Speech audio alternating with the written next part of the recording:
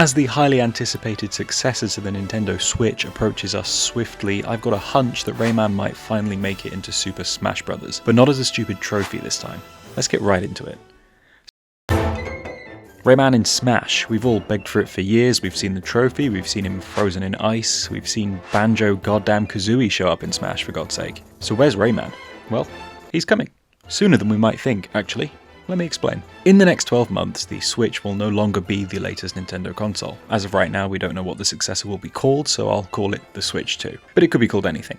We don't know a ton about this thing, but we have got some information to go on based on various leaks and, I guess, common sense. What we know is that the Switch 2 is the Switch 2. It's another handheld home console hybrid thing. You know, detachable controllers, dock, the whole lot. One of the biggest things we can be sure of, though, is that the Switch 2 will be backwards compatible. This is important, so please remember that for later. What's this got to do with Smash, and what's it got to do with Rayman? Well, Smash Ultimate, the current latest Smash game, has had all the DLC added. There are no more fighters coming, so am I suggesting Rayman is coming to the next Smash? Yes. And no. As we know, Rayman is coming back sooner rather than later. Exactly how he's coming back is up in the air, although I have my theories, but we do know for sure that Ubisoft are bringing him back. I think they're starting with the Rayman 3 remaster in the next 6 months.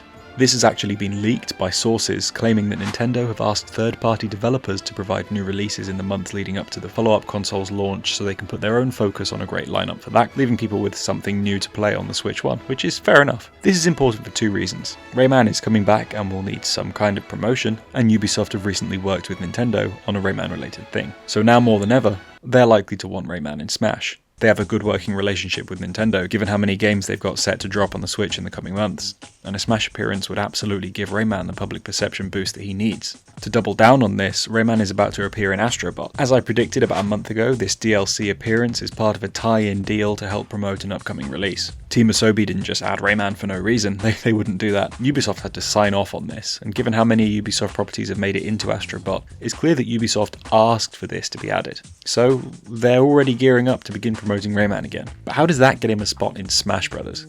The game has already been out and all the fighters have arrived, so what gives? Well, hear me out here. It's recently been discovered that Masahiro Sakurai, the director of the Smash series, I'm sorry if I said your name wrong, got the proposal for his next game ready as soon as work finished on Smash Ultimate a few years ago, and that game has been in development since 2022. I'm going to go out on a limb here and say that a new Smash game is not happening.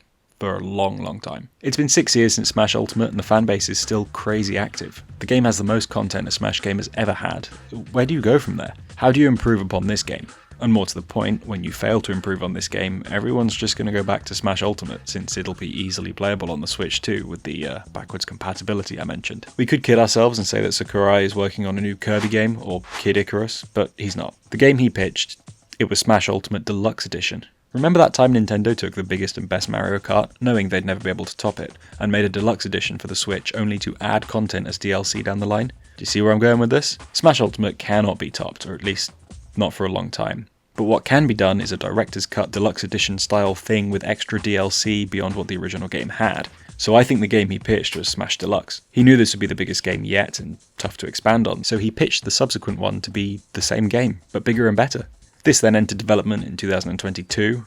2 years of development time is about right for a small team to make the changes needed for this deluxe edition, and to add a set of fighters. Of course, this deluxe edition won't actually release until the Switch 2 is out next year, but I'm going to be bold and say that the Switch 2 was absolutely aiming for a 2024 release date. To add to this, they're still dropping random patches for Smash Ultimate every now and then. If that isn't a sign they've been working on the game, or at least with it recently, then I don't know what is.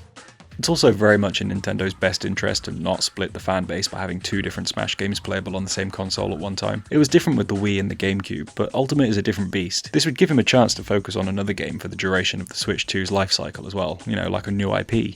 Or Kirby or Kid Icarus, of course, but I say let him cook something new. Either way, I'm fairly confident Smash Ultimate Deluxe Edition will either be a Switch 2 launch title or launch within a year of the console. And with that, new fighters will be added. And if they add new fighters to the game, one of them will be Rayman. This isn't wishful thinking here. Look at Rayman now. Big character in a Netflix show, a high-profile board game being funded in minutes, big DLC that heavily boosted the sales of the Mario & Rabbids game it was a DLC for, and now an official announcement that they're exploring new projects with him. Rayman is going to need tie-ins, crossovers, and other marketing tidbits to secure a successful return, and a Smash Ultimate appearance is perfect for this. Hell, take Astro Bot. That's exactly what happened there. Like Croc, Worms, and Beyond Good and Evil, Rayman is showing up in Astrobot amid recent or upcoming remasters, making it clear what these appearances truly are. Nothing more than marketing deals. Not that that's a bad thing, it's just, we know this now. Why wouldn't they try and get a spot in one of Nintendo's biggest games? Just watch it happen. Anyway, thanks for watching. I know this was a bit of a shorter video. I guess my theory is a little easier to explain than some of my others. I think this one has real weight to it. I guess we'll have to wait and see what happens, but Nintendo could say or do anything at any given moment at this point regarding the Switch 2, so, you know, it might happen before I upload this bloody thing. Either way, fingers crossed for Rayman in Smash is all I can say. As always, stay cool, stay smashing, and see you in the next video.